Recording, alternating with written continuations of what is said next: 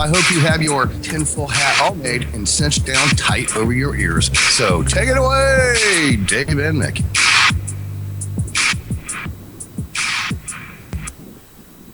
Hello and welcome to Shiny Set Out with Dave and Mackie. Live from the Sydney studios in Australia. That's right, I'm back in Sydney. If you didn't know, Revolution Radio has a chat room, and we're actually in there right now, and you can be too.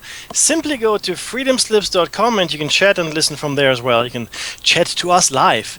Check out our website if you have time, shinysideout.net. For more info, and also follow us on YouTube, Facebook and Twitter. Now there are heaps of ways to listen to the station. If you're in Kentucky, you can listen live on WZZR 101.3 FM. WZZR 101.3 FM. If you're anywhere else in the entire world, well, you can listen via one of these apps. Revolution Radio, of course, TalkStream Live, TuneIn.com, Radio Tuner, and our very own Shiny Side Out app. That would be cool if you got that. At home, if you have a Grace Tabletop digital radio, you can listen on that.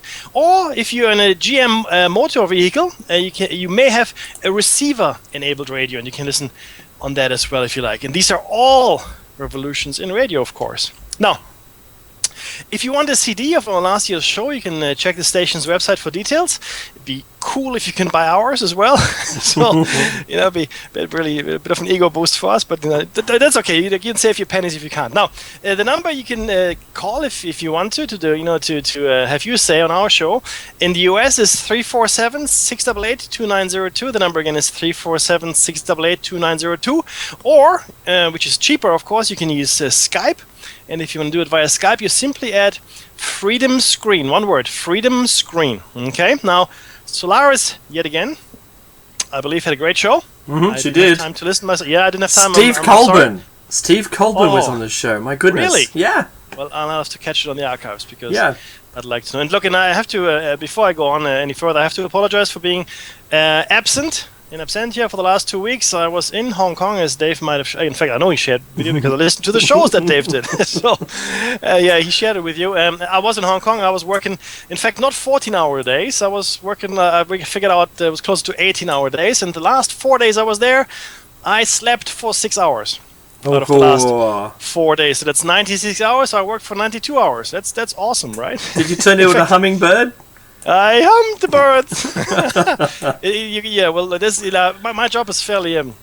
It's not unique, but it's a relatively specialized skill set, and not many people do it, even within large companies. So I won't go into any further details there because it's boring, but it is very time-consuming, and it sees me traveling quite a bit. And if you've listened to the show before, then you know that I am traveling a lot. But normally I can make it in if I find a good connection. And Hong Kong actually had a really good connection, to be honest with you, Dave. I just physically was at the office. I was working crazy stupid hours. And I'm sorry for that. But I know that Dave had excellent guests while I was away. Indeed.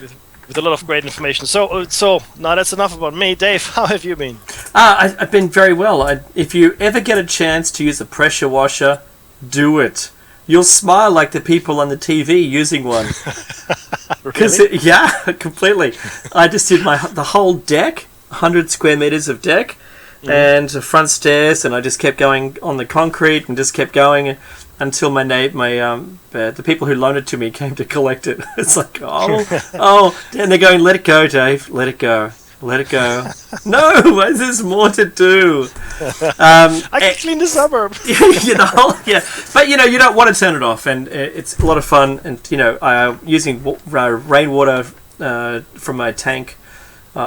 Clearly, we're still in water restrictions, so we feel for you if you live in California. Honestly, you probably want to change the laws there to allow rainwater harvesting. Okay, so Mackie.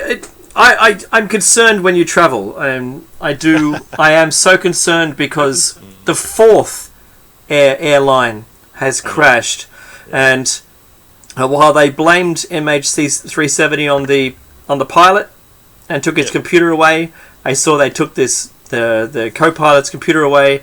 They're blaming him straight away, saying he had depression, and and the aircraft, the company said he was fine. Well, clearly not so fine. If you want to insist that he was at fault, Now, I don't have proof. I have proof neither way, and I just think it's a tragedy for everyone. And if you feel close to doing something like that, please call someone and talk with someone, a professional, and don't do that. All right. Well, yeah. Look, I'm with Dave on this one. I have no right to tell anyone what they should or shouldn't do. However, I feel we have the duty here, Dave and I, and the other hosts as well, to remind people that your actions, if you choose to do this, will affect others. So if you wish, if you can't take it anymore, and I get it, people get depressed and all that. In the first instance, you should try to seek help, but don't take others with you, please. Do not take others with you. They don't have a choice. You have a choice. You can do whatever you like, right? But why don't you leave that choice for other people as well, right? I mean, you're taking their choice away. So do not do this if you're listening. Do not. Yeah, it is pretty tough. You know what? Even if you were to take your own life, which I don't agree with, regardless of your situation, I think you should really think about it greatly and talk to a lot of people before you make a decision. And that is that all the people that are going to miss you are going to be sad for a lot longer than you were sad. All right? So you think about, if you don't do it, I've seen a lot of people who have success stories. They've gone really close to the bottom and bounced up, and they've become very truly successful people, and made an effort, and they've put in the hard yards, and they've become someone that they've always wanted to be, right? Look, the thing is it's coming to us anyway. Why rush it? It's coming to you. Yeah. It'll come to all of us. It's inevitable. Yeah. Of course, if slow you down. could find some monatomic gold. Well, there's that, of course. Yeah. All right. So look, Meki, as you know, last week we had a tremendous guest, Clifford Stone, on the show. Yes. And I was re-listening to the show, and I remember there was a whole bunch of stuff that, I've got a notepad in front of me, and I write notes, as Meki knows, I write notes down as I'm going, and I was watching the clock move so quick, and it's like, oh no, we're going to run out of time. And so I talked with Cliff for a while after the show as well, after the airtime finished, and it's like, wow, I've just got to. Do you mind? I asked if we can do another show, and he said, "Oh, that's fine. What next week?" And so, what a gracious guest! Absolutely, gracious guest. And with the greatest respect, we have Clifford Stone back on the show today. Welcome to the show again, Clifford. Thank you kindly, sir. You're most welcome.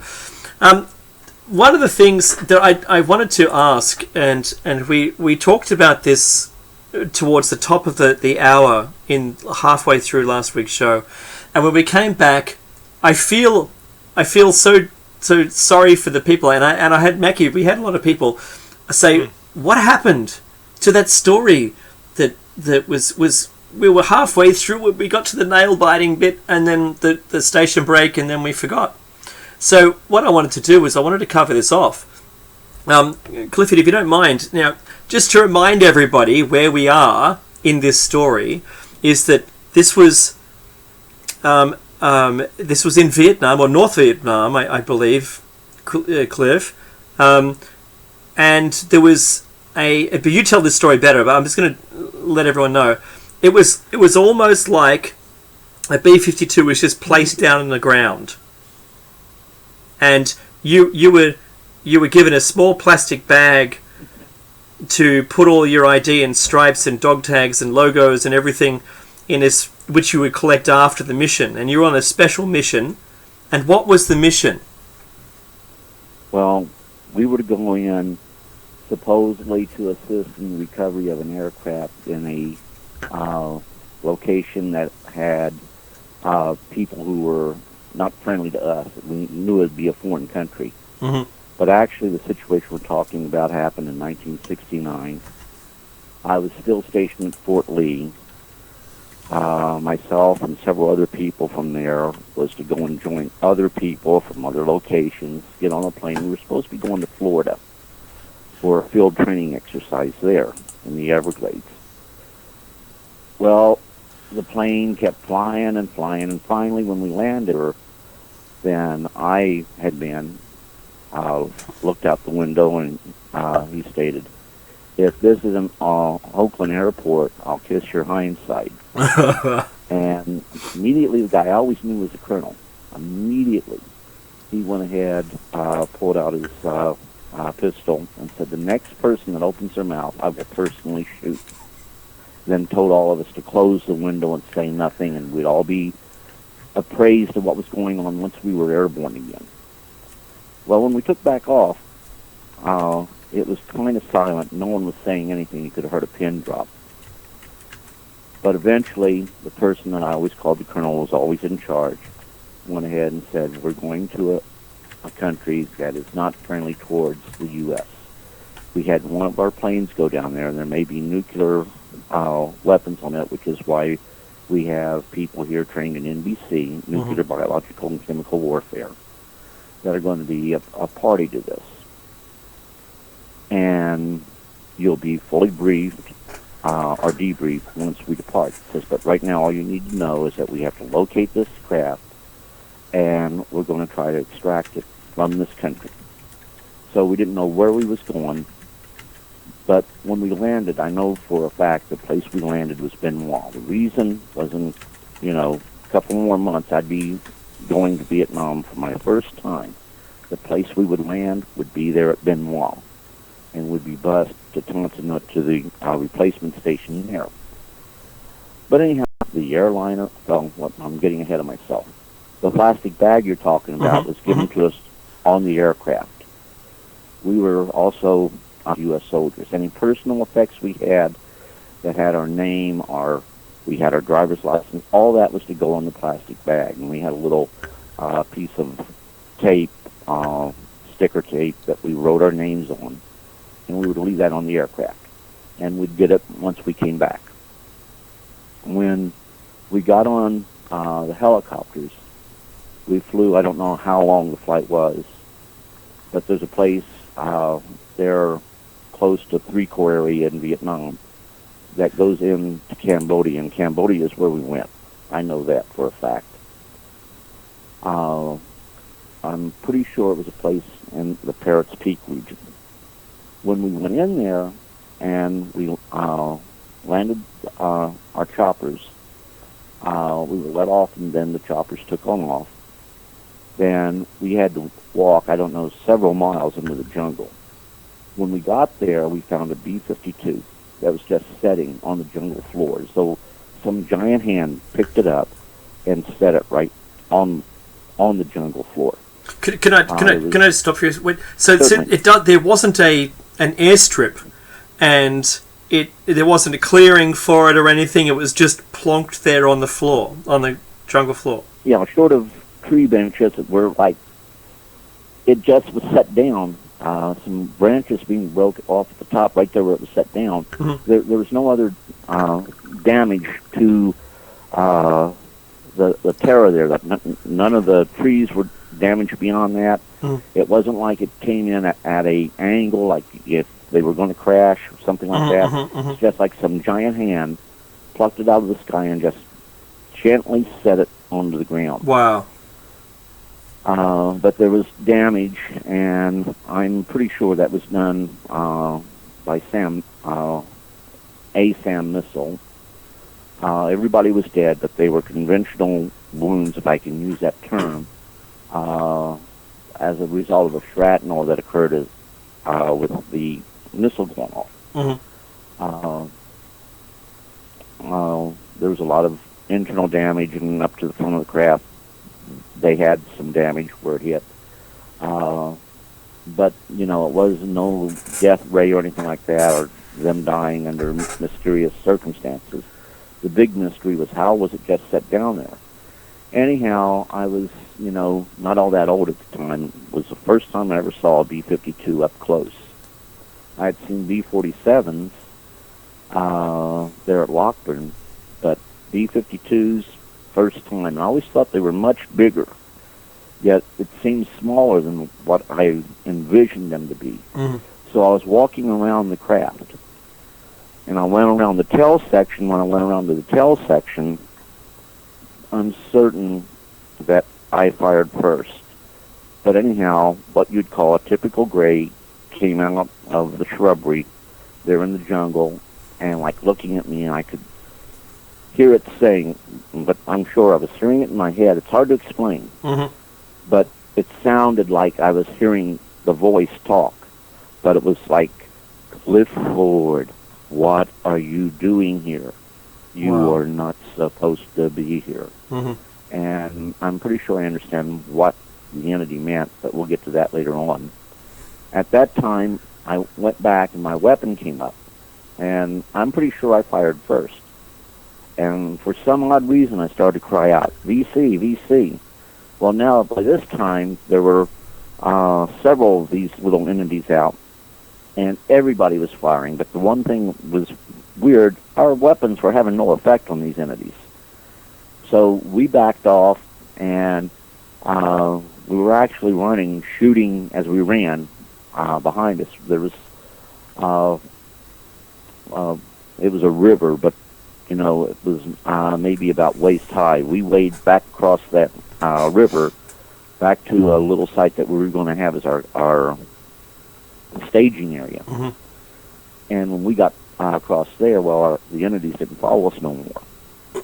And when we got back there, the guy I always called the colonel went ahead and said, I need a volunteer. And no one was about to volunteer. And he says, look, we got to go back there.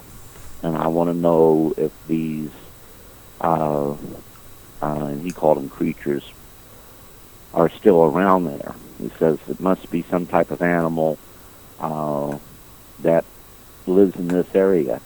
And I shook my head, and I, you know, Colonel, that's no animal. He says, what do you think we are? Guess, what do you think we are? And I says, well, I'll tell you this much. I know for sure we're not in Kansas anymore.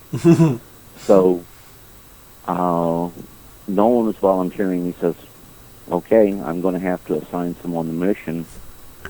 And he turned to me and he says, are you afraid? And I said, yeah, Colonel, I'm afraid.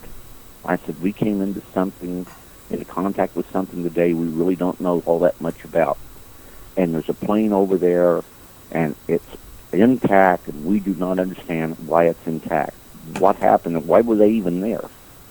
And now remember, I've already had contact all my life with our visitors. Mm-hmm. But under the circumstances, the high strangeness of everything, this threw me for a loop. But I went ahead and out of clear blue, and he was trying to figure out who he was going to send back to do a recon. I grabbed my M16, and I started to go across the water. And the guy that I always called the colonel, he said, Sergeant Stone, I thought you said you were afraid. And I turned and I said, yes, sir, I'm afraid. But I got to know. I got to know what's going on there. I got to know, were they the ones responsible for that plane being brought down, or was it really, truly enemy fire? And I started to go. When I went, everyone else followed me, maybe about, I don't know, 100, 200 feet behind me. But we went back, and there was no entities there.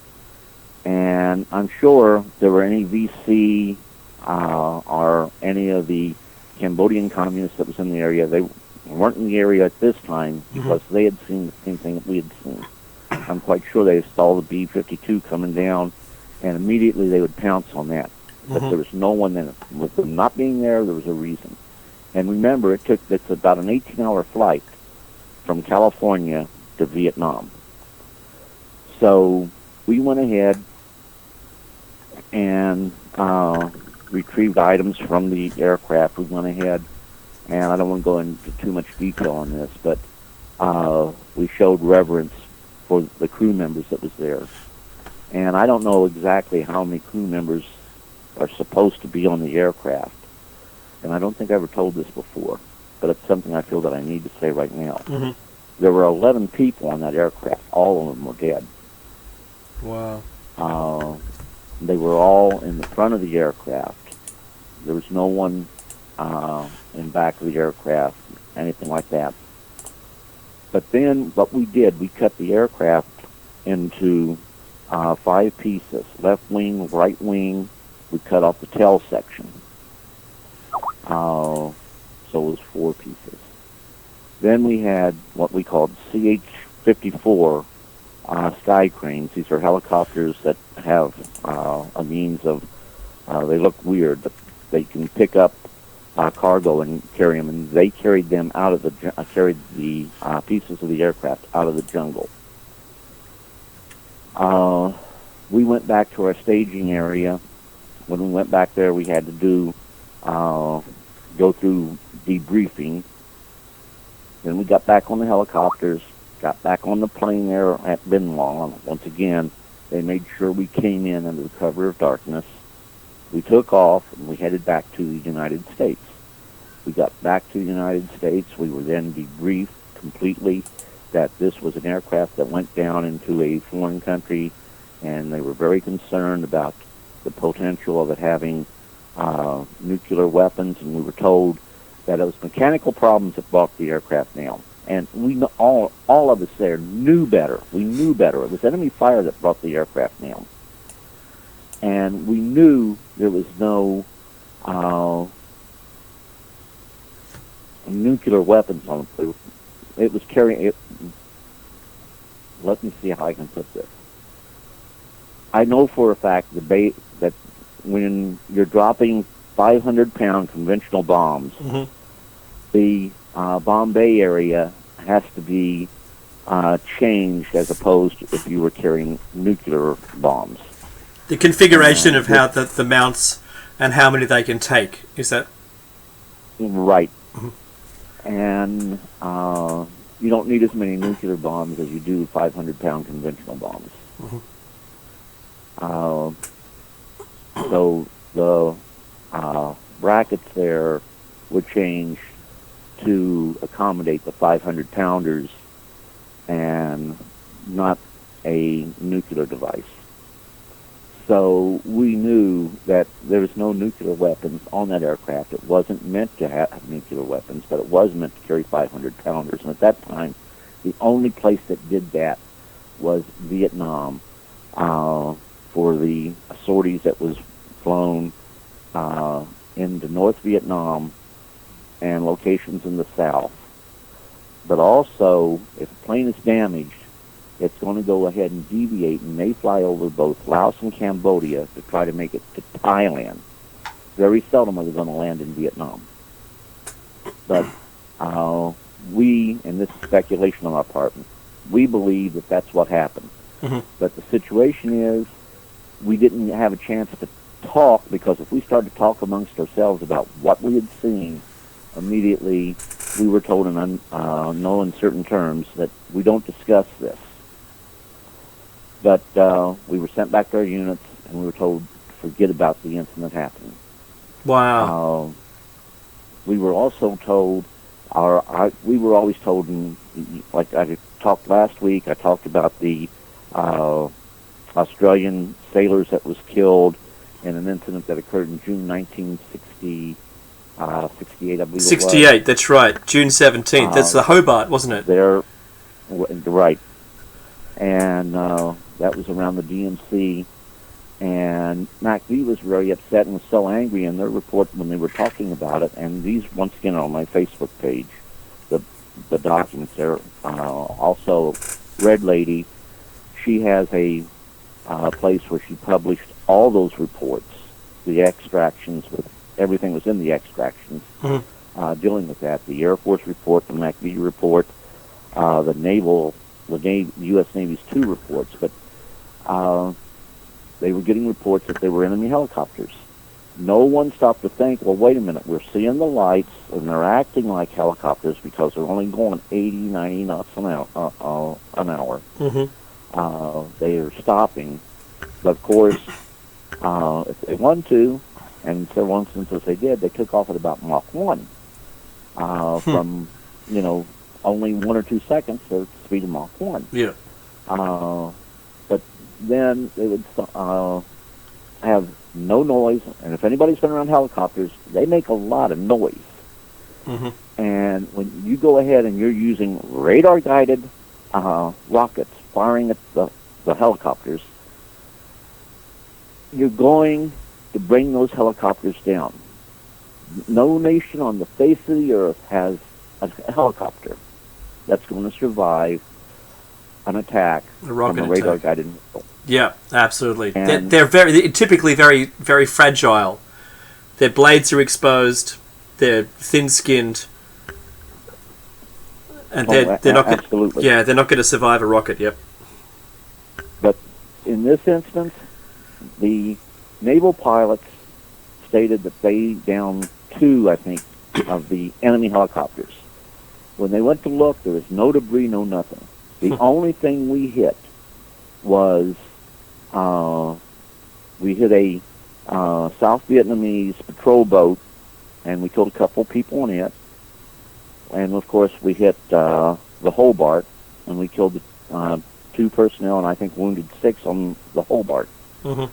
But the whole situation is that the belief, the consensus was that since the UFOs were not sending out any radar signal, that the radar-guided missiles went ahead and followed the only objects that was transmitting radar, which of course was the destroyer that was closest in the area. And that's why they hit the Hobart. But the whole situation is that no matter how they slice it and dice it, and even General Brown in 73 stated, we didn't call them UFOs back then. We called them enemy helicopters. And it was only about 2 years ago that I finally got documents that alluded to UFOs in Vietnam. It alluded to the incident that I'm talking about now, where they're called, interchangeably, enemy helicopters / unidentified flying objects. MACV made it clear there is no way, and MACV is Military Assistance Command, of course. This was the headquarters there at Tan Son Nhut. That was made this statement, and it was in a secret report. There is no way the enemy could mount that many helicopters. Well, they were only seeing about 20, 30 helicopters on that one particular night. However, at the end of that month, to ensure there were no repeats of the incident, they held a classified meeting dealing with the UFO situation in Vietnam, the end of June 1968. And they, one of the outcomes was that they required monthly reporting of not enemy helicopters, but unidentified flying object sightings within country. When that started, we also found out that there were UFO reports in Thailand. There were UFO reports in Cambodia. There were UFO reports in Laos. And we know little about North Vietnam as far as UFO reports there, because when we pulled out, they took over South Vietnam. Vietnam became one country. But we do know that the probability is high that they were having UFOs in North Vietnam also. But the whole situation is, when that requirement for monthly reporting, and any person of prudent thought would realize this, there's no way that the enemy was going to be able to send 1,500 to 2,000 helicopters in any given month into Vietnam. And yet, from the field that we're getting reports, UFO reports, between 1,500 to 2,000.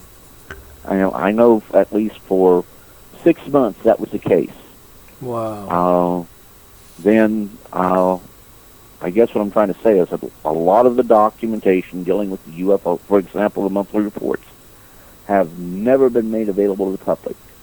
The transcripts of what transpired in MACV headquarters in June of 1968, dealing with the UFO situation, has never been made public. And I would suggest, I don't know for a fact, but I would suggest that that document is classified at a secret, top secret level, is in the National Archives, And to date, the security reviewers, for whatever reason, have refused to declassify that document and make it available to the public, along with many other documents.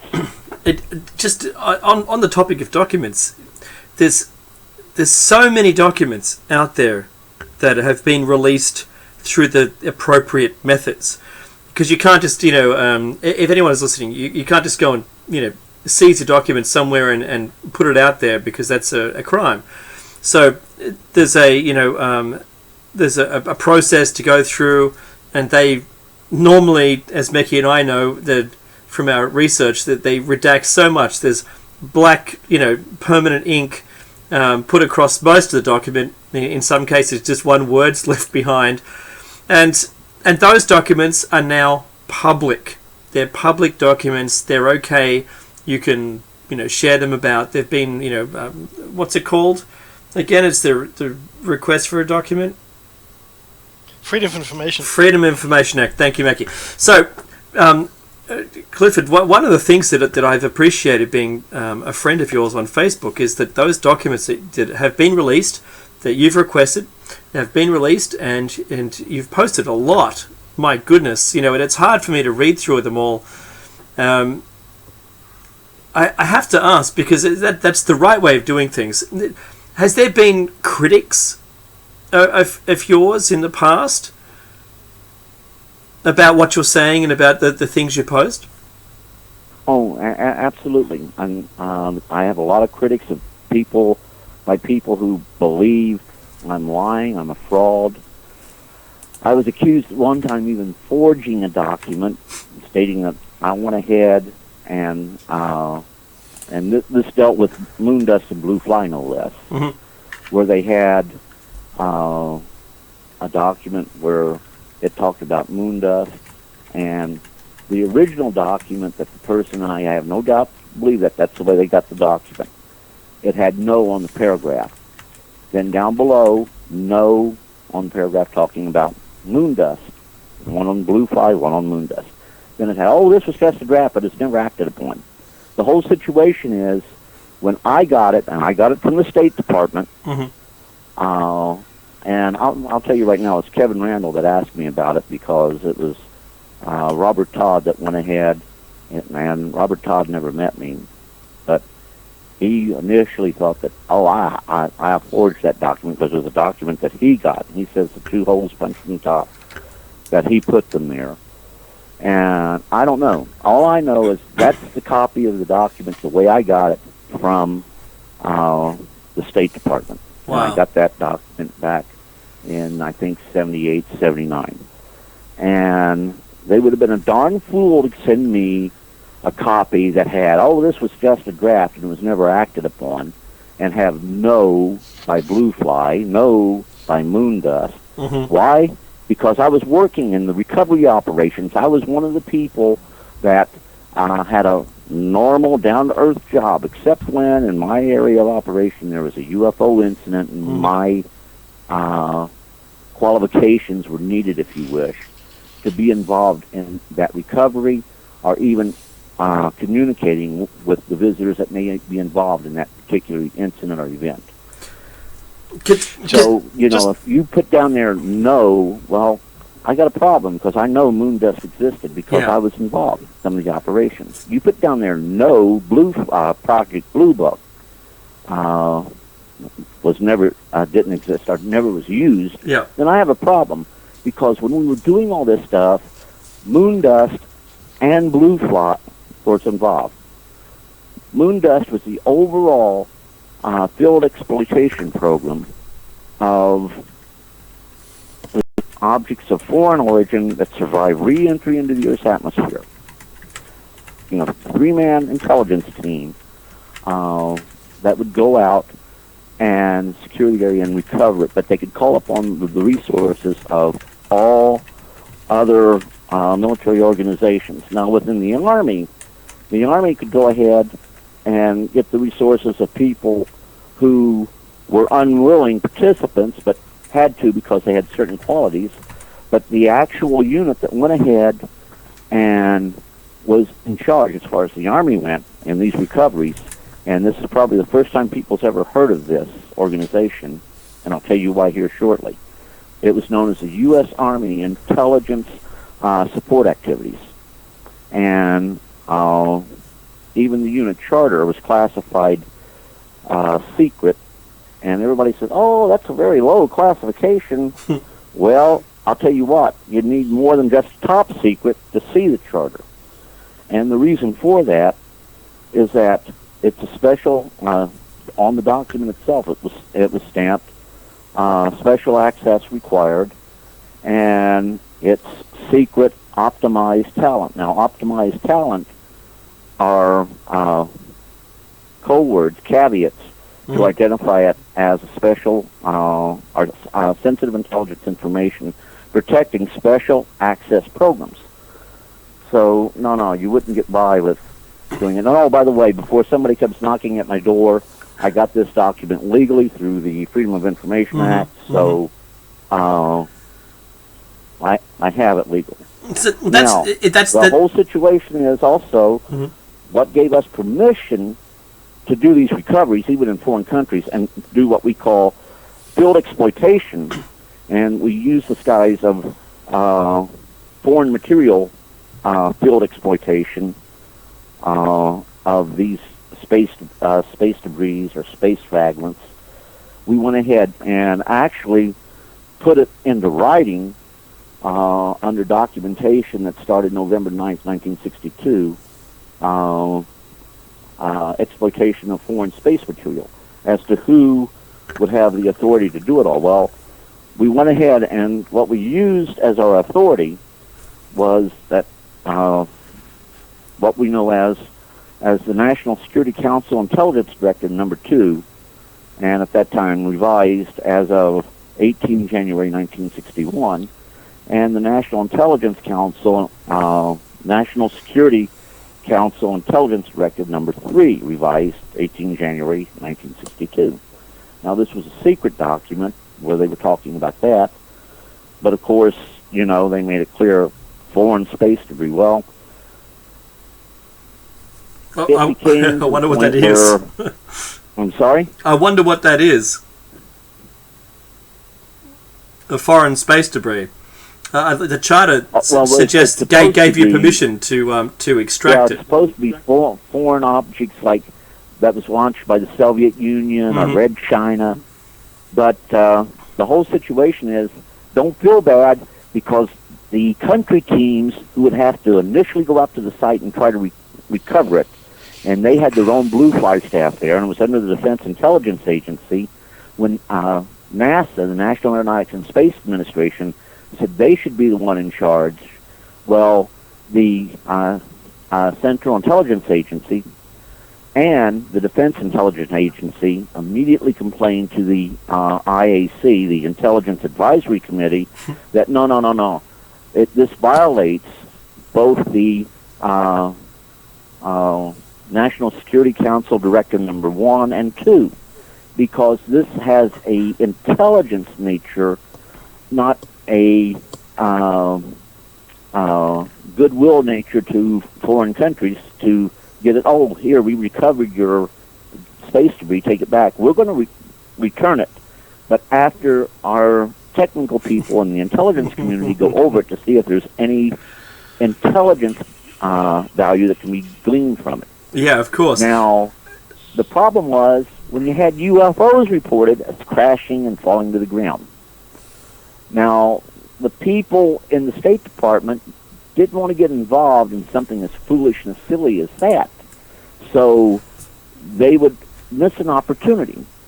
So the State Department, under a secret directive dated July 26, 1973, put out new directives to their people in foreign countries, the subject guidance for dealing with space objects which have returned to Earth. And this changed the 1968 documentation, which made no reference to Moondust, made no reference to Blue Fly, even though they were both already operational and go all the way back to the 50s. But they made no mention of them at all. But we find out on page 3 of that document that it states the designator Moondust is used in cases involving the examination of non-U.S. space objects or objects of unknown origin. This would include UFOs. Wow. Now, the whole situation is, this was just to say, look, people see a space object re-entering the Earth's atmosphere and impacting with the Earth. They don't know what it is. They may call it a UFO. But I have documents from the OSI files going all the way back into the mid to late 50s talking about Moondust being involved, and one document talking about Blue Fly, where they were involved, dealing with UFOs. And, one was right here in the United States. A woman was lying on her couch. The piece of the object came through the roof, hit a table, bounced off the table. She was lying on the couch. It hit her. And she got notoriety out of it because what happened, she was considered to be the world's first person ever hit by a meteorite and survived or otherwise.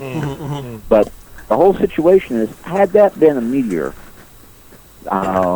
it would have busted the table, went through the floor, and went several feet into the ground through the floor. And if it happened to bounce back up and hit the woman, it would have killed the woman, and it bruised her.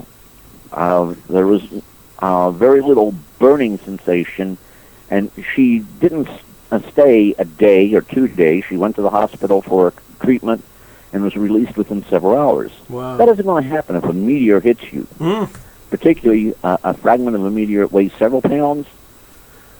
Now, the mayor of the town where this incident happened, and by the way, what I'm talking about, the documents are posted on my Facebook page too, going back about a year ago though. But the whole situation is, they got it, and they were going to go ahead and display it there in their town. The people from the 42nd, 42nd 06 Air Intelligence Service Squadron got a helicopter from the nearest air base there, went to the location, recovered the meteorite, brought it back, and had it immediately transported by special courier back to Wright-Patterson Air Force Base. Now, it never made it to Blue Book. That is something that people have to keep in mind. There's no Blue Book file on this case. The only reason we know about it is there's OSI file on it. But it's supposed to be going back there, and everyone... I'm sorry? No, go ahead. Everybody thought it was going to Blue Book, but they came back and immediately, oh, no, it was just a meteorite. Well, guess what? The husband of the wife won the meteorite back and was going to get a lawyer to sue. Well, I don't know what happened to the lawsuit because they never sued, but they never got the meteorite back neither. I was going to ask you a question because we're talking about documents, and these documents are proof. They've come from the archives through the normal methods, the correct methods. And I was going to say, some of these documents, the age of some of these documents are incredible, like 50 to 60 years old, and yet they're redacted beyond comprehension in some cases, like we had mentioned earlier. What on earth, funny question, no pun intended, would there be any reason to redact any information or, black it out today? Because is anyone, is it a national security threat to have a document from 60 years ago? How can it still be a threat today? I'd like to be able to, put your best guess on that. Okay, and for reasons which I hope you can understand, I have to say I'm speculating on this. I can't say I know this for a fact. I have to say I'm speculating. So do we. We do the same thing. But what I would point out is when The only reason is that you classify documents secret, top secret, confidential, secret, top secret. Those are the three classifications we have in our documents. Now, you put them on there, and the only difference is the definition of the degree of damage that would be done to the national security should those documents become compromised. Now, with that being said, people talk about things being higher than top secret. There's nothing higher than top secret. However, there is special access which limits who can see and get those documents. And these are known as SCI, Sensitive Compartmented Information, or SAPs, Special Access Programs. Mm-hmm. Normally, there are people by name on a list who can see those documents. So if you have a confidential or secret document and you got a top secret clearance, and that confidential or secret document is protected by SCI or SAP, then if you have a top secret clearance and you have no need to see it, you have no tasking to do with it, you don't see that document. Mm-hmm. No way, any shape, form, or fashion. But with the documents that have been released to date, a lot of the stuff that is blacked out, there's no reason for it to still be classified. But with that being said, there are some things in there that there is a reason. And I'm going to tell you right now, it goes back to the Sensitive Compartmented Information and Special Access Programs, because a lot of times it's blotted out to protect the codes, the caveats, if you wish, yep, that identifies the Special Access Program or the Sensitive Compartmented Information Program, or Sensitive Compartmented Information, from somebody getting that information and doing a FOIA request back with money that can go ahead and get lawyers to try to breach the security on those documents. Because when it comes to UFOs, the U.S. government, along with other governments of the world, mm-hmm, have not been as truthful with the people as they could be and should be. And with that being said, a lot of the people working within the agencies that release these documents truly not having the exposure to them and being in the same paradigm as 99.9% of the Earth's population, and not being able to believe that there are extraterrestrials among us, or that we're being visited by them, or even that some UFOs are in reality interdimensional or multidimensional entities. It's a self-keeping secret. Mm-hmm. But there's a whole lot more that the government could release. They could go ahead and release the cases of, and I think it'd make us look bad because a couple of times we have ordered our pilots to shoot at the UFOs, mm-hmm, hoping we could bring them down, realizing we're putting the pilots' lives in danger, because if they got unhappy because they were being shot at, that plane would simply cease to exist along with the pilot or the crew of that aircraft. You said something interesting just earlier. You said self-keeping secrets. This is this really thing. I mean, bringing the research out as you have done and others as well, have there been many threats against you as well? I'm sorry to, but this is really something that's burning on my mind. Like when the Army was going to court-martial me because I was, and I stated, okay, this is my hobby, and I know we're keeping stuff secret, and I want we didn't have the right to hurt people. Filled Freedom of Information Acts, not to go ahead, talk to members of the press, not to go ahead and correspond with agencies of the federal government, our Department of Defense, and not to correspond with any of our elected officials. Of course, as far as I was concerned, that was an illegal order, and I refused to go ahead and follow it. The end result was I was relieved of duty. I was essentially forced to sit in a classroom in the basement of the building that I worked in, and they hated it, but I was paid, and I smoked cigars at that time. I was paid as a sergeant first class to sit down there and smoke cigars all day and drink coffee doing nothing. Wow. Eventually, they did a commander's inquiry and a 15-6 investigation on other things within the command I was in. I was exonerated, put back to duty, and when I left, I got one of the highest peacetime awards you can get for service, Meritorious Service Ribbon. And I would be willing to wager that I'm the only soldier in the United States history of the United States Army that ever got that award after getting a relief of cause EER, getting relieved of duty during that period in which I got that medal.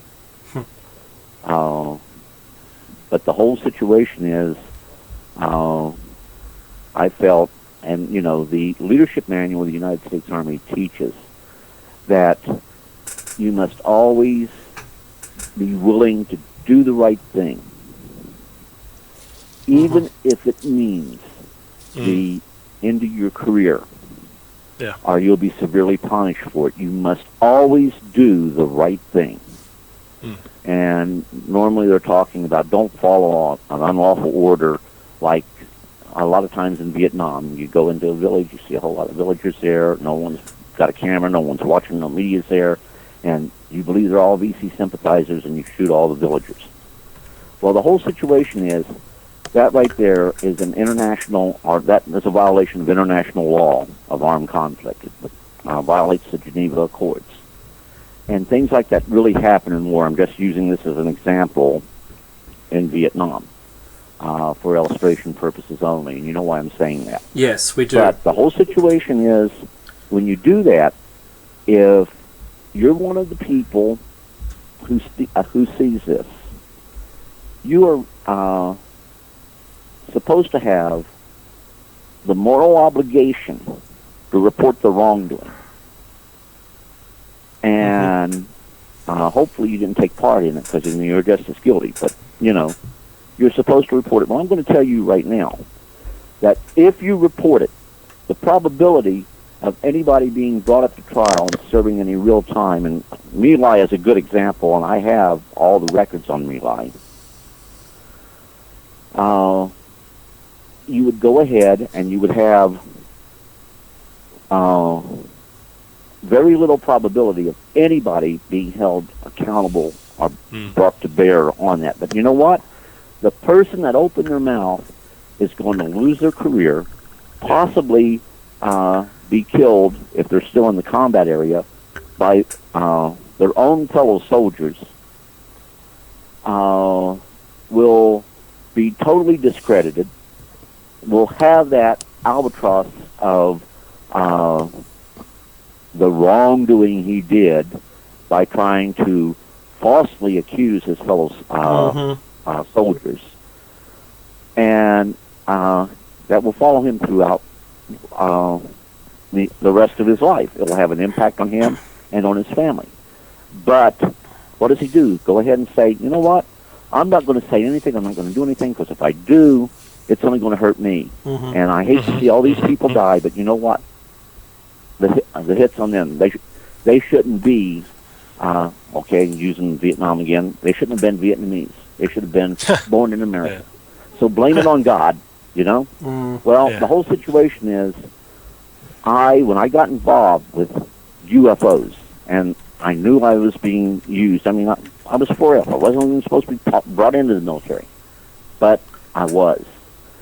And don't get me wrong, I didn't dislike it. I wanted to go. I mean, it was God, country, mom's apple pie. And one of the greatest things you could do was go into the military and serve your country. And I still feel that way. To this day, I feel that way. To this day, I would still lay down my life for my country. However, I feel when it comes to UFOs, we are 100% wrong, because we hurt people. We have people who take their lives because they can't deal with that. Maybe one event in which it was a period of high strangeness. We have people who lose their families, lose their jobs, and just don't know how to deal with the ridicule, simply because they saw something or had an interaction with something that they can't explain. To me, when we know the truth and we officially know that we're not alone in the universe and they are visiting us here, and they're not all interplanetary. some are multidimensional, and we have the science to back this up, and I have documents that can back me up on what I'm saying here. Yet, we go ahead, oh, no, they're wrong. And when somebody says extraordinary claims require extraordinary proof, that's about as stupid as somebody saying Occam's razor. We completely agree with you. We're on the same page there, my friend. We're on the same page. I mean, and the whole situation is we have an obligation. Nations have an obligation, a moral obligation, to tell the people the truth, to go ahead and let these people who have had these experiences know, you know what, you're not alone. It's happening. Officially, I can tell you right now that we are covering up information dealing with visitors from other planets, other dimensions that are having interaction on a daily basis with us right here on this planet. And it knows no national barriers. Every country on the face of the globe have people who will be followed for their entire life period, so that our visitors can I know what you're saying there. Absolutely. Sorry, we're actually coming up. Sorry, Cliff. We're coming up to the break, so I don't want to cut you off, but the break will. So, just very quickly, we have got Clifford Stone with us, an extraordinary guest. The second week we are fortunate enough to have him. Please stay with us, guys. The station break will be over in a jiffy.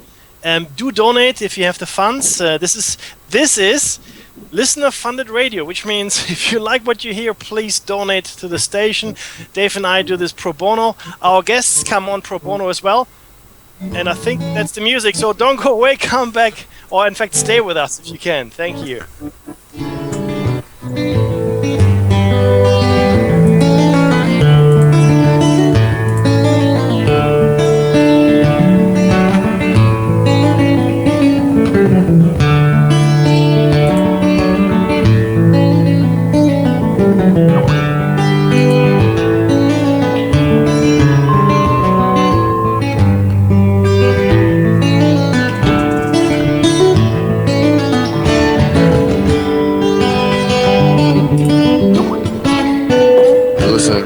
Radio at freedomslips.com, and we'll be right back after this message.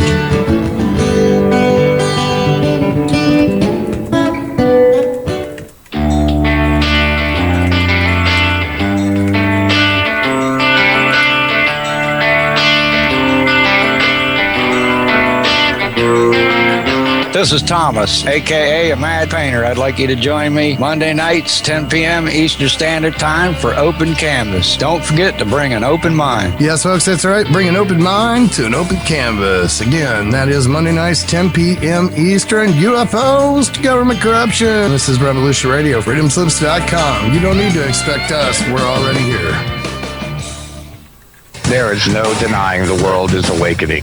We see it in the global uprisings and demonstrations of the people around the planet and the new way of thinking and living that is arising naturally within each one of us and our communities. I have been a major player in this global shift and movement for over 20 years and have helped tens of thousands of people around the world change their lives and find their voice in order to help create the paradigm change we so desperately need. Join me here at Revolution Radio on the Just Bernard Show every Tuesday at noon Eastern Time for 2 hours of powerful interviews and discussion with some of the most influential visionaries of consciousness, alternative media, and suppressed knowledge. We promise to reveal the real matrix and empower your human experience.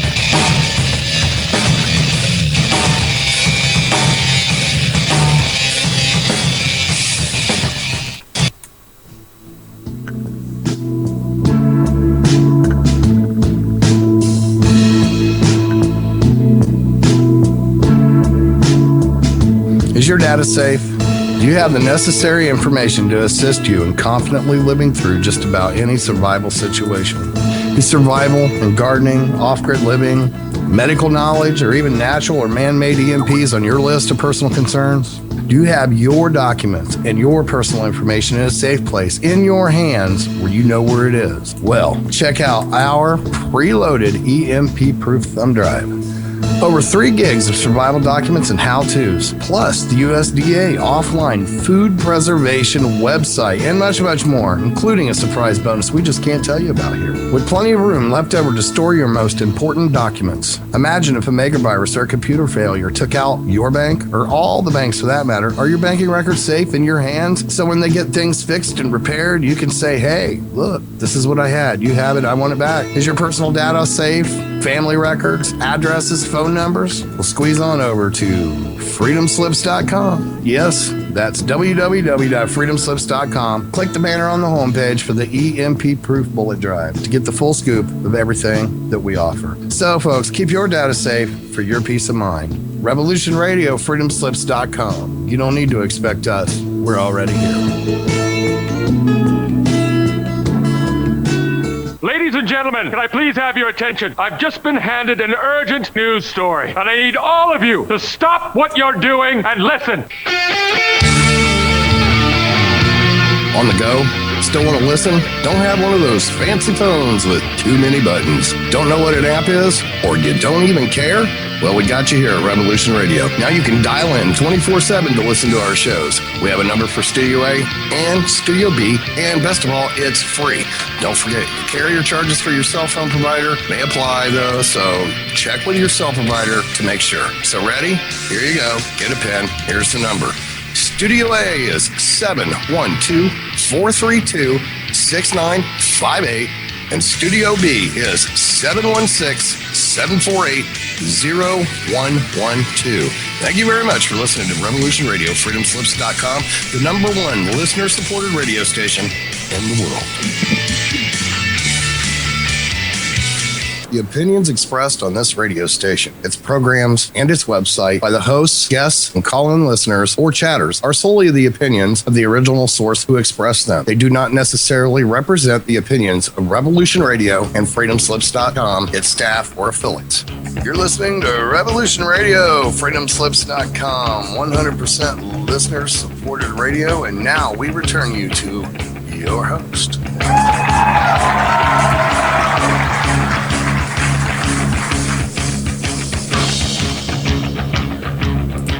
You're back with David Mackey's Shiny Side Out on freedomslips.com. That's right, the #1 listener talks radio on the net. Sorry about the voice.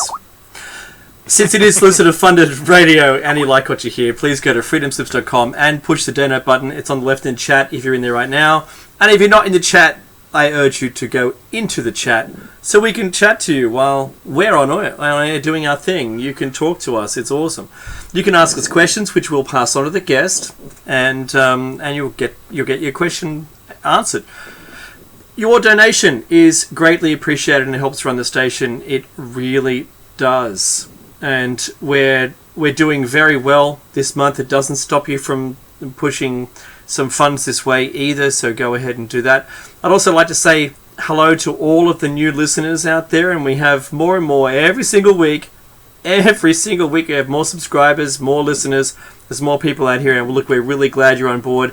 And this week I managed to put enough time in to get in contact with every single one of the people who emailed me, so thank you very much for that.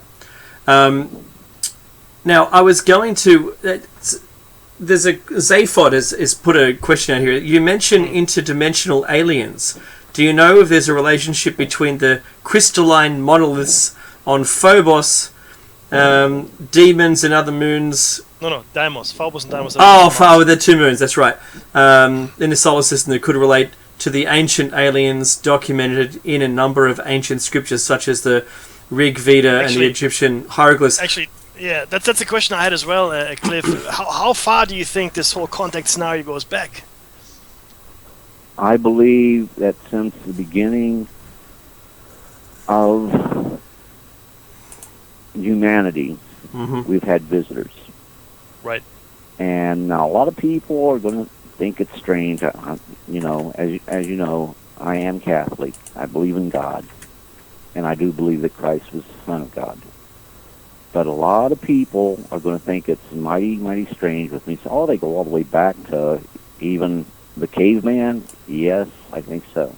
And I think they've been here among us. I don't think they were trying to tell people they're gods, but I think that due to the fact that what they were doing seemed so magical to the people of ancient times, that they determined they were gods, or at least godlike, and started to worship them, even though our visitors may not have wanted that. And I'm not even going to go, I'm going to state like what it is. They didn't want that. But at the same time, the contact at that time was more open. They would go ahead and show them things that fascinated them, some of the things they could even use. They taught them mathematical skills that we wonder about. How did they know this? How do they know how to do this? How do they know how to do that? Real simple. Our visitors taught them. Now, at some point, they realized that these entities that came from the sky, as they saw it, are to just materialize like we would today turn on a light, turn off a light. That they had to be gods, because people can't do that. But then they realized something. They were immortal. They could die, just like the people at that time could die. Then the open communication, the open interaction between our visitors and the residents of this planet began to get less and less. The reason being that the inhabitants of this planet became fearful of our visitors and seek to hurt them at every chance they could get, not because our visitors were evil or bad, but because it is pure human nature to fear the things that we don't fully understand. I'll give you a good example. If you have a person, I love dogs, but you have a person that all they've heard is dogs can bite, dogs can be dangerous. Even though they've never gotten bitten by a dog, they come into confrontation with a strange dog that might be growling or looking at them. They fear. They get this sense of fear. And actually, that may not be a very good example, because knowing dogs, if they sense that fear in you, even a friendly dog will take advantage of that and could possibly attack you. But, we fear that. And the other situation is, and particularly you've heard a lot of it in this country, I support police, okay? Bottom line, I do. There'd be chaos without them. But I get so sick and tired every day I get up and check the media. What do I find out? Another police officer has been shot. Another police officer has been attacked. And the whole situation is, this all comes about by stories that paint all police officers as being bad, when actually it really isn't true. And I know here in my hometown, I know a lot of police who've done good, wonderful things. And they don't want to go out and harass people. They don't want to go out and think, okay, who am I going to kill today? And I know police in other cities, the same thing. I know some people in federal law enforcement, same thing. They're as human as you and I are. And in your country, the same difference. And you name the country, it's the same thing. But here, people get to this point where, the police is bad. We've got to do something. And therefore, you have these attacks on police. And, the whole situation is, it's emotional, not anything with the basis in reality. But what happens, you have police officers getting killed or seriously injured. And it's similar with the visitors then, right? Yeah. What's that? It's the same situation with the visitors, right? Where it's an emotional response. But absolutely, yep. Absolutely. And I know you're a young soldier. You're out there and you're sent to a place where a UFO went down. You're told it's a experimental aircraft that went down. You go there and you see these entities that don't look like you and I. And all your life you've been taught that God created the cosmos just for us. There's nothing else out there. He created this vastness of billions upon billions upon billions of light years of the known universe, and beyond that, perhaps billions upon billions of light years of total darkness, when you may run into another universe out there. We don't know. There's no end to that dark void in which the universe finds itself. There's no beginning, no end. It's always been there. And you try to comprehend that, you go out of your mind. And the whole situation is that we can't. But now, why would a supreme being create an entire universe and say, okay, I'm going to take that one little speck of sand, that one little grain of sand on this entire galactic universal seashore and put life only on it? The whole situation is, if you believe in God, you have to believe that He created the whole universe.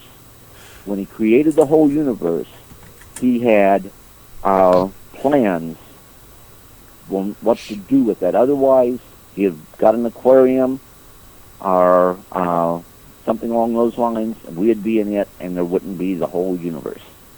Mm-hmm. And the whole situation is people overlook that, and if they go ahead and hit up on the Big Bang theory, and I support that, I subscribe to it, and you want to take God out of the equation, which I see no way you can do that, then you see all these things having to come into play. If you believe they just happen, they still have to come into play. And all of these conditions have to be met before there can be life originating anywhere in the universe, let alone planet Earth. Do you know, with all these... I'm sorry? No, I was going to ask a question in relation to that. We've just spoken, about the visitors, and how that if you look at their interaction with humans, they have transitioned from gods to people because they're just people. They're people like us. They just have different technology. And when I say like us, I think we're doing them an injustice. I think they're possibly a lot smarter. Their brains are configured maybe a little differently. They're able to exercise or be taught, telepathy, which you've already mentioned is completely possible, and we subscribe to that as well. But I wanted to ask a question in relation to the moon and the Mars, ancient civilizations, possibly. Do you think they were the visitors, or was it human? Did we leave Mars to come to here because we don't seem to have the same amount of chromosomes as the ape-like creatures that we've transitioned from? What's your take on on just, if we just say, the moon and Mars and the possibility of ancient civilizations? Once again, my opinion. I believe in Genesis, and as it says, how we got here, that's how we got here. Now, with that being said, I know that in the late 50s, early 60s, we had the technology where we could have put people on the moon and people on Mars, and we could have had colonies there. But due to political and interagency rivalry, it didn't happen until 69, and then, to me, the technology they were using at that time was more antiquated than the technology they were going to use back in the late 50s, early 60s. And I can signal out one thing, Project Horizon, which was the Army's project to try to put a 12-man lunar base on the moon by 1963. Now, the Russians, using Luna 9, went around the moon taking photographs to include the dark side of the moon. And they made a hard landing on the surface of the moon. That means it did hit the moon, but to me, hard landing means it crashed on the moon. But they still refer to it as a hard landing. But nonetheless, they did get the first photographs close up of the moon using a space vehicle to do that. Of course, when it started to go on tour, or mock-up of it started to go on tour, our intelligence community kind of borrowed it from the tour to try to see what type of new technology it may be using. Was shocked to see it wasn't all that much greater, that ours was really superior, but we wasn't using ours. So, and yes, I have documentation to back up what I'm saying, formally classified, but I got it legally. But here it is. They had that going on. Now, with that being said, I know for a fact we could have, earlier than 1969, we could have had people on the moon and on Mars. And it's conceivable, though I have no personal or inside knowledge, that we may have set something up on the moon or Mars. Personally, I don't believe that, but I keep an open mind. But it is possible that that could have happened because the technology existed. All it needed was for people to come together in a bond of unity with a common goal, and we could have had people on the moon and on Mars.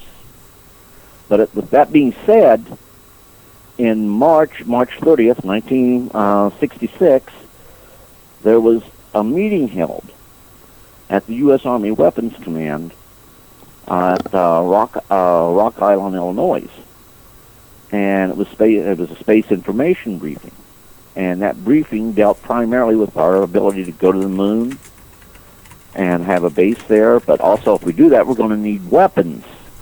So they were talking about these exotic weapons they were going to make for defensive purposes. Should we have to go ahead and engage, say, infantry or armor there on the moon, or possibly the Soviet Union, or other things that we might find on the moon. Now, the Russians also went ahead and felt that at one time there was an advanced civilization on Mars, and some catastrophe caused that civilization to migrate to Phoebus, one of the moons of Mars, and that to this day there were people living inside the planet, or inside the moon, Phoebus. And that right there, I have the English translation that was done by the United States Air Force out of Wright-Patterson, of the scientists talking about that. Wow. So, it's not just the average man on the street or somebody trying to sell comic books. You have actual scientific personnel that back up what they're trying to say with scientific thought, and have much more of a leeway based on their pedigree to discuss these things than I. But at the same time, they're saying the same thing. We may not only be alone in the universe, we may have other life out there, but it may not be a distant star, which I assure you, there are 57 different species when I get out. That's what we knew of.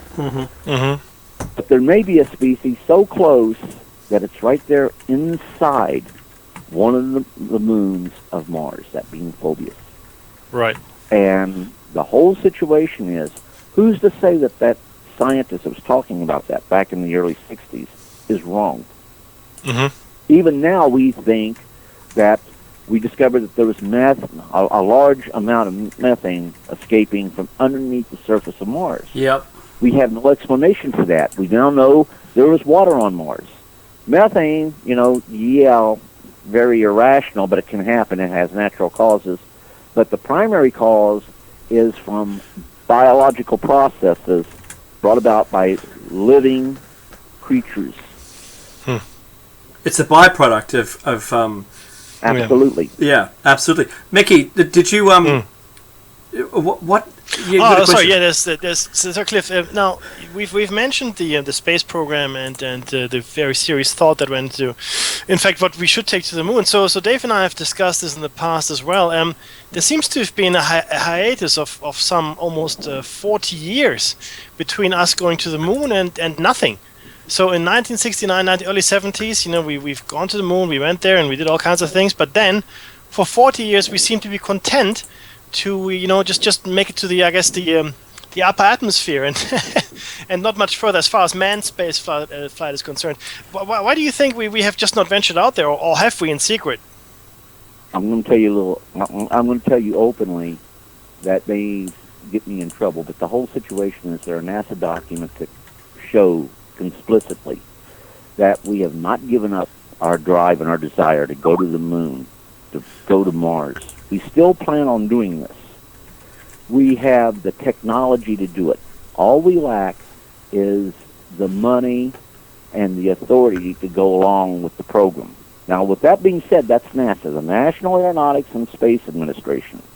Going back to the field exploitation of foreign space objects. Remember, NASA wanted to have control over that because NASA wanted to do the right thing, recover it, and give it back to its rightful owner, be that the Soviet Union, Red China, whoever. The intelligence community said, oh, no, no, no, no. Under NSCID 1 and 2, we have that authority because there's technical intelligence that can be gathered from this debris of fallen space objects.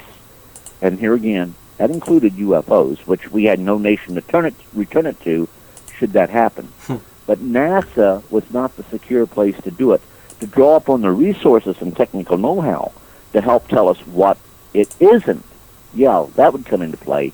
And once we have exploited it and we wanted to return it to the launch authority, the nation that really did send earthly space to be up there, impacted the Earth, then we would use NASA rather. But prior to that, it was all the intelligence community. The first space programs, for example, the Army's Project Horizon, NASA was not involved in that.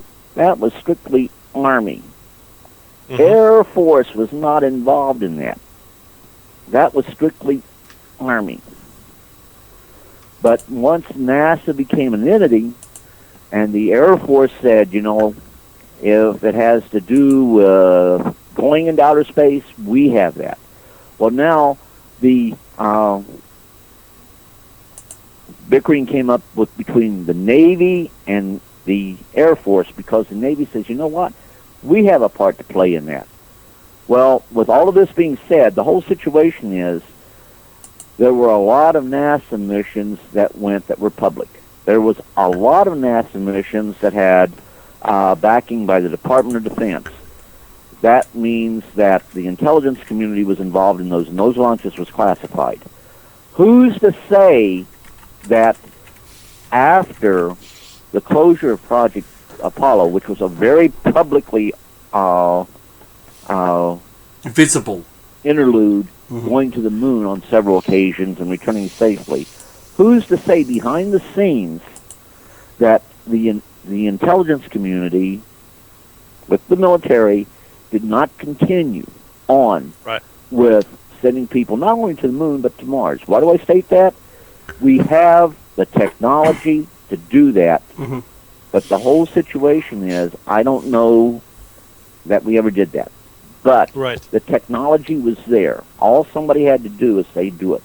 And a lot of the things that went on was classified, and even the people at NASA wasn't brought into the picture. Just speaking of technology, sorry, Dave.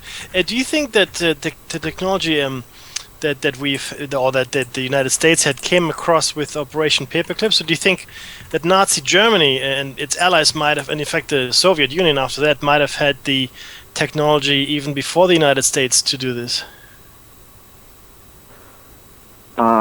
Germany, strange you should ask that because I just got some stuff from the archives, some of the films. Right. And I got the news. I was watching, the secret weapons of Hitler. Well, it's a silent film, but it deals with the type of missiles we have today, but they had them back in the mid to late 30s, like surface to air, air to air, air to surface, guided missiles. And of course, we didn't see them until they came out with the V1 and the V2, but they actually had a guided missile they could fire from an aircraft. And I don't think they ever used that. I don't remember it ever being used, but some of the stuff that was in this film, I don't remember reading anything about in history books or ever seeing on any glorified war movie of the Second World War. And I'm saying back, gee, and also take into consideration the robot tanks that the Germans hit up on. Okay. We tried to follow suit, but our robot tank was nothing like what they had. But the whole situation is, there was technology that they had that was geared toward war, that was highly advanced. But the whole situation is, if you take a modern-day car, take it back to, say, 1776, and you expect those people to back engineer and rebuild that car, it's not going to happen. Yeah, that's right. But I'll tell you what's going to happen. They're going to understand some of the principles behind that car to the point where they can back engineer several bits and pieces of that car. They'll never make the whole car, you know what I'm saying? Yep. But they will make bits and pieces that will be far superior to anything that they had at that time. Now with us, we do the same thing. What happens is when we recover a UFO, we look at some things. We have the people in our research and development programs look at the debris and everything and see what they can do with it, then go ahead and, just like Corso said, and that's very, very true, whether a person agrees or disagrees with Corso's story, Colonel Corso, the whole situation is he's got it right about R&D putting it out into contractors within the American industrial complex, because that happens, and also to other universities. And the bad thing about that, these contractors and these universities do not fall under the criteria of the Freedom of Information Act. So if they had a whole flying disc there, and the U.S. government told them, or some government agency, you know, if we have it, we have to tell because of the FOIA Act. You have it, you don't have to tell, and we're telling you right now you don't tell. They don't have to say anything. They will not, because they're under orders, and it means money to them. So the whole situation is that, yes, we do back engineer. Has there been contact between various governments and us? Yes, there has been, because there's been a necessity for it. If there wasn't that open contact, and I'm referring to the lowest level, and it could be higher than that, but I have to go based on what I know. And let me rephrase that. What I have strong reason to believe, I'll put it that way. That's better. That if we did not have that level of contact, we would have destroyed ourselves a long time ago by entering into an accidental thermonuclear war that would have destroyed the world as we know it.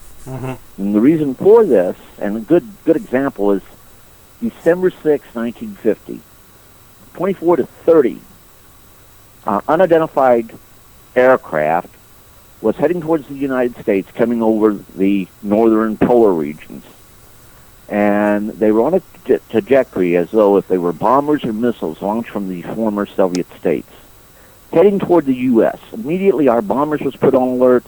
Our silo sites were put into ready operation, ready to launch on a moment's notice. And of course, back in that day, I think I can say this because it shouldn't be classified anymore.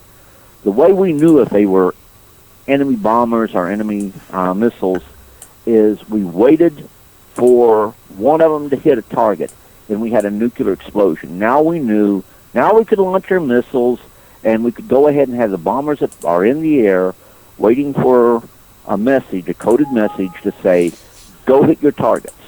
And, you know, even back in the Cold War, the Strategic Air Command, when they put the bombers up there, they would go ahead and they'd have what they called ORIs, Operational Readiness Inspections, in which they would get an alert. They would have the evaluators, which the flight crews didn't even know they were there, but they would get an alert. The flight crew, they would hit the Claxton. They would go get in their bombers. They would take off. The refuelers, they'd take off. They would head towards their primary target. They would get to a point of no return. At that point, they'd get a coded message. And when they got the coded message, each crew member had to decode that message. And it may be in several parts. And each crew member has to agree that it means to stand down and return to base, that it was just exercise. And they're good to go. Now, if everyone decoded that message and said, we're in a war status, go onto your targets and hit it, but one person disagreed, that's where it changed. Because we did not want, by accident, that war to happen. Well, when you have targets that are real targets, they're not temperature inversions, they're not birds, but real targets. And in December of 1950, the probability was that we had great reason to believe that we may be attacked by the former Soviet states or even Red China, because June of 1950, the Korean War started. By December of 1950, the Red Chinese had already sent tens of thousands of, quote, volunteers, unquote, into the war. So the United States, which a lot of people weren't aware of, was put on high alert. The military was. Even here in the United States, to expect something along the lines of some type of an attack on the mainland of the United States as a result of what was going on in both Europe and there in the Asian countries with Korea. So Cliff, right now we've got how many inbounds? 30 or so inbounds, and they're hot, and they're coming towards the US. Right. And as mysteriously as they showed up, they disappeared. And of course, the cover story was they were birds. And each and every time we had an incident, another incident that occurred with an RB-47 that tracked a UFO both visually and with electronic equipment in 1955. And they were getting ready to advise the National Security Council. And the National Security Council asked about this. They already had another incident here in the U.S. involving an RB-47, but this was in the Mediterranean where this one was happening. And, of course, they were very concerned because there was jamming that was brought about with the UFO, but it really wasn't jamming. And we refer to it as electromagnetic effects, but it's not an electromagnetic field or destroy the aircraft. It's not an electromagnetic field that stops the engine of a car and stops the radio or would destroy the craft and kill the occupants in it. But it has the same properties of that. Actually, what they're doing in that moment in time and space, they are stopping all time except for the people who are interacting with the event. They can't tell that. Everything is normal in them except their car won't start. Their radio isn't playing. But if the car engine dies, you turn the engine off, guess what? After the event is terminated, even if you had the engine turned off, it's now turned back on and the engine's running.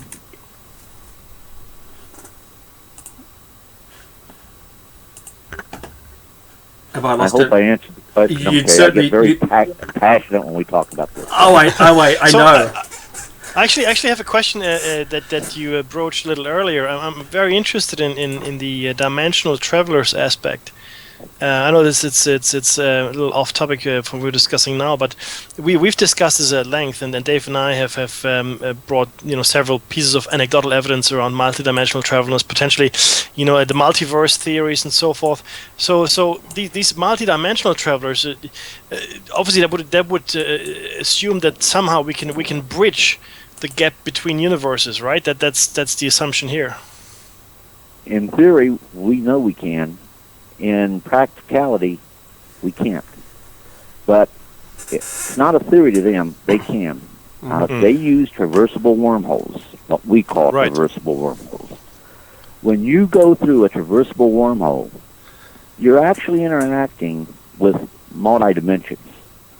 And, like my little friend that befriended me when I was a child all the way to date, his home planet's about 100 light years from planet Earth.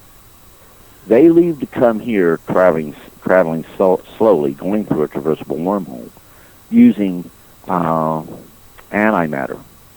Then it takes them in real time an hour and 40 minutes to leave their home planet to get here. So real time on planet Earth, an hour and 40 minutes passes by. And if they wanted to enter into another dimension, they could do that. But I'm not sure where they could do it with antimatter. If they really want to get going and get to someplace fast, say code 3, okay, then they would use something called negative matter. And I'm still trying to understand negative matter. But with negative matter, which is not antimatter, if that is used as the propulsion system, then what happens is the jump from point A to point B, be it 100 light years or 1 billion light years, is instantaneous. And the same thing if they are going into another universe. And one of the things about going back into time and changing things, I think we touched upon this. Yeah, as time traveling. Yeah. When my son died, I knew where my son was 15 minutes before he had the accident. Wow. And if you think that you have visitors and you have contact with them and you lose a child, you're not going to ask, can you get me to where I can go back 15 minutes prior to the accident? If you believe you're not going to ask that question, then you're crazy. I'll put it that way. Yeah. I asked. And, they were trying to figure out how to tell me and the best way to tell me. And I said, you know what? Best thing to do is just tell me up straight. And they pointed out, if you go back and you stop the accident from happening, but there's natural barriers to keep you from doing that. But if you could, what happens is you stop that incident from happening, but you've created a parallel universe, like another branch of the tree. Right. Where everything that's going to happen, but your son's going to be alive in that parallel universe. You're going to return to your moment in time in the present, and the accident will still have occurred because it's already part of your reality. And it's hard for people to understand. It's hard for me to even explain. But in short, you're returning to this time. Everything that happened in the past up to the present moment, that's part of your reality. That's there. Nothing's going to change that. You're not going to go back in time until your grandparents, where you're not being born. If you were able to do that, then you wouldn't be there in the first place. Yep. But that's not going to happen. But if you could go back and have that interaction, you kill your grandparents, well, you created a whole other universe, another branch of the tree, so to speak, in which you don't exist because you killed, accidentally or otherwise, your grandparents. So in this other parallel, you're not there. But they make it clear there are natural barriers to keep that from happening. And then they pointed out something which I think very few people think about. If you go back and you change something, now there's, and, I'm using one term, but all the people, that'd be involved in that parallel universe. But just using the singularity of self.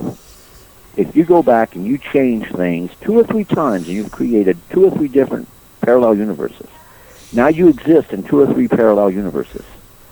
The question they ask, which, most people sit back, oh, well, they're so sophisticated they can't believe in this. But the question they ask, if you exist in 2 or 3 parallel realities, do you share the same soul? Good question. And, that's an excellent question. I don't know. And you know what I find interesting? They don't know neither. Right. Right. It could be the feeling like you've got a twin. Oh, absolutely. And now I can tell you this. I know for a fact that you can go back in times, you can go forward in time. And I'll just say I had a guide, and I'm glad I had the guide because I wouldn't understand what was going on. But if you know how to make a chamber, and you can go back and forward in time, but you only are going back as an observer. You can go forward as an observer. And going forward, it's the shadows of things that could be.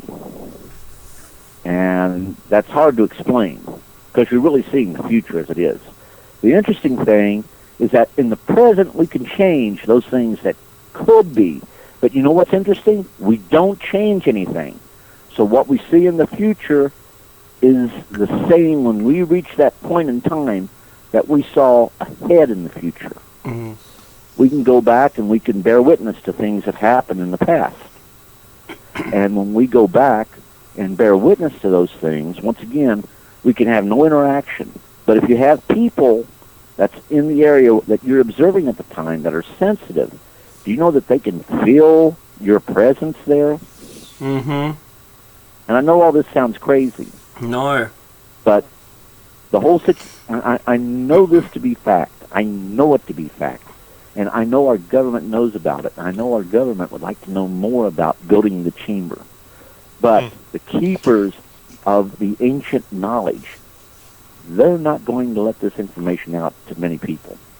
Mm-hmm. Do you know, just to stop you there, Becky and I have wondered what deja vu really is, and how, and that if you were to go forward and you feel a presence, everyone talks about this unusual feeling they get while they're experiencing deja vu, and everyone, including myself and Becky, who have done this, and I know all the listeners who have felt it, it's just such an extraordinary feeling, and I think that's sort of like an overlap. I think it's an overlap in time or something, or it's multiverse, or it's a folding of your dimension.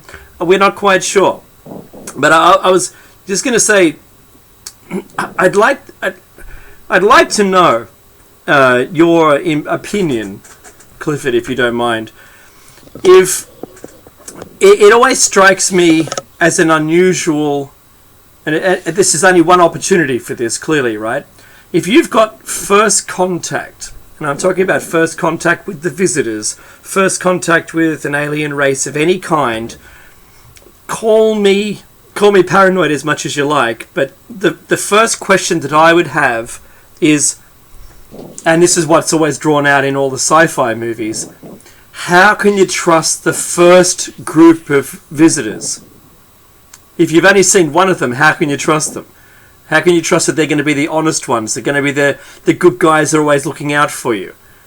Do you know, how can you trust them? The whole situation is that you have to work on that bond of trust. And I'm going to tell you how I know this. Mm-hmm.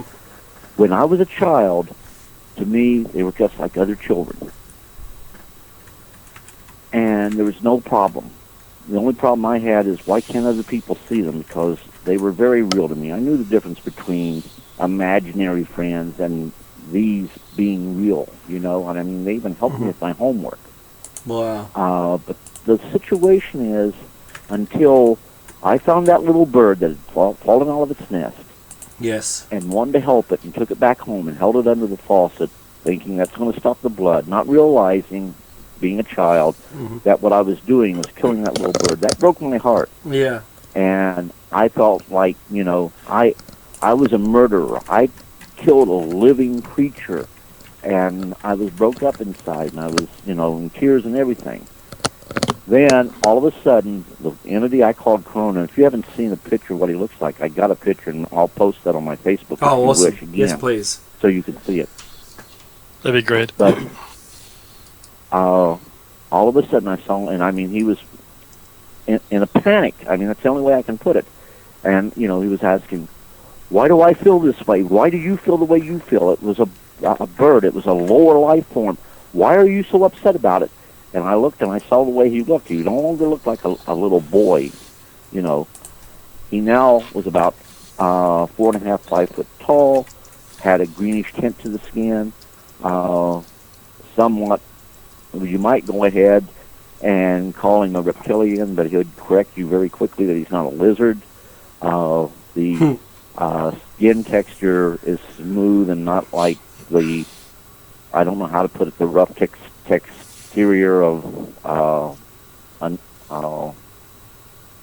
would you say not that scaly looking kind of skin? Right. Yeah.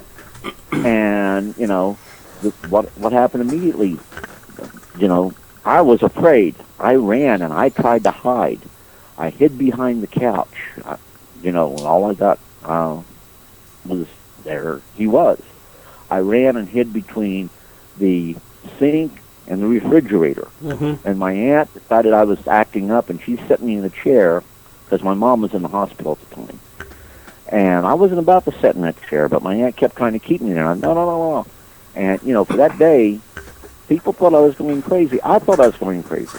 And I can remember crying and begging my mom and dad, take me to see a doctor, because the doctor can make the monsters go away. Yeah. I eventually got to the point where, you know what, and of course, Corona helped me with this, because he says, you know, I'm not here to hurt you, I'm not here to hurt no one. That's not our intention. It was our intention. But I need to learn from you. And, you know, there's other folks out there you can learn from that are probably more willing than I am, but then it got to me. Either I go ahead and fight this for all my life, and it will have a negative effect on my life, or I can accept that, like it or not, this is something that's going to be a part of my life from here on in, and I can learn from this experience and try to share with others, or I can go ahead and literally let it destroy my life. And the reason I want to point this out is because I'm not alone in this. There are other people out there who have the same thing. You don't choose them. You don't choose to have them contact you. They choose the person that they want to follow throughout life. And this is the way they learn about life on this planet and our various cultures, our likes and dislikes, how we interact with one another. But, you know, all too often, I go ahead and you have a child come and say, I have a playmate, but no one else can see him, and he's not imaginary. We immediately go ahead, oh, no, it's imaginary. But the whole situation is, you know, you need to talk if you have a child that comes and tries to tell you this, and listen to them. Then if you have teenagers, do the same thing, because it depends, you know. They normally try to select a person very young and early in life, around 6 or 7, sometimes earlier than that.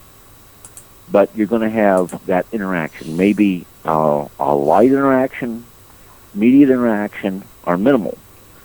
But it's going to occur. It's going to be reoccurring.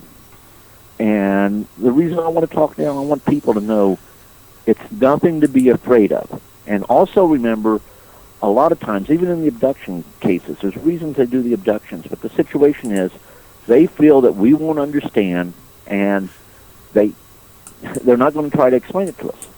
But if you can overcome the fear and you can ask them questions, trust me, even when you're speaking English, they're going to understand what you're saying, and you're going to be responded to. It's going to be telepathically, the way they respond to you. You're going to think that you're hearing, like you and I talking right now. You're going to think it's like that.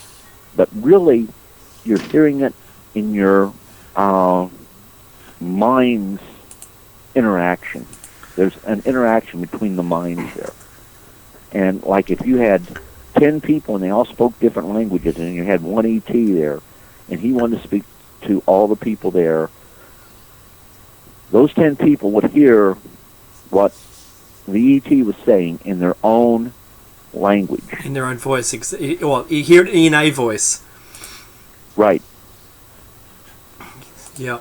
So, you know, I would caution anyone who has people who come up, before you say and tell you that they're having interaction with an ET, before you go ahead and write them off as insane or crazy, listen to them, and particularly if they're members of your own family.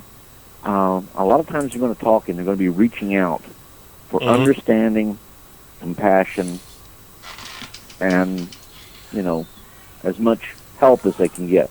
And the best way we can help these people is have an understanding and at least the patience to listen to what they've got to say. To I think what you said, what their story is. What you're saying is very important. Sorry, it is very important. Yep. Very important. The whole situation is no one's a believer till they have that event of high strangeness. Then they're a believer and they can't understand why other people can't believe them. And simply because it shocks and assaults our paradigm of what reality should be, not what it necessarily is. You're 100% correct. You actually said something earlier in the first hour, which we hadn't had time to come back to, but I want to quickly elucidate our listeners. You talked about Occam's razor and the claim that extraordinary claims require extraordinary proof. That's not true. Extraordinary claims require the same exact proof as other claims, and Occam's razor is based on whatever we choose to be the base reality, right? So if you say Occam's razor, the simplest explanation is always the right one. What are you basing that simplest explanation on? And a lot of people are being laughed at, of course, because we have been conditioned to laugh at them, right, Cliff? I mean, if you come with these stories to your colleagues, to your friends or family, you will be laughed at, not because it is funny, but because we've been conditioned to dismiss it. Oh, absolutely. And I'll tell you right now, the only person who accepts Occam's razor as a response is the uneducated people who are, let me rephrase that because I don't just mean uneducated. People who are not educated in the scientific disciplines, because those in the scientific disciplines realize that Occam's razor, one, there's no true definition. We don't fully understand what the definition was supposed to be. Two, that it's a cop-out among scientific disciplines. When they have no answer or explanation for something, they fall back on Occam's razor. When I hear a professional scientist say, well, you have to apply the theory of Occam's razor, then immediately I know that scientist or that group of scientists don't have a clue in the world what was causing that stimuli or that phenomenon. Yes, and agreed. The whole situation is, and once again, I got documentation to prove what I'm saying. No, we're all with you. In fact, the last 160 odd shows, we couldn't agree with you more. That's so true. I'll tell everybody that with me, I know what I say to be true because I lived it. But at the same time, I can understand other people not believing it simply because myself, I would keep an open mind if I was hearing somebody else tell some of the things that sound so crazy that I say. I would keep an open mind and listen to the person. But at the same time, I'd find it difficult to believe, even if it was my best friend. But the whole situation, this is why I seek out documents. Because what I want to have happen is to prove as much as I can for the sake of others. Not for my sake. All I have to do is keep my mouth shut and go on with my life. But I feel that I have a purpose and that I'm serving a purpose when I talk about this subject. And give them myself openly and try to go ahead and give her the documents openly. We absolutely understand. Wow. That was cool. Cliff, thanks so much for being with us once again. This was show 160 and 161. 2 shows, 4 hours of Cliff. Yep. My goodness. We appreciate your time, YouTube. But thank you so much, everybody. And we'll see you next week for another Shiny Side Out with Dave and Mecky. Thank you, sir, and God bless to all your listeners out there. Thank you, you too.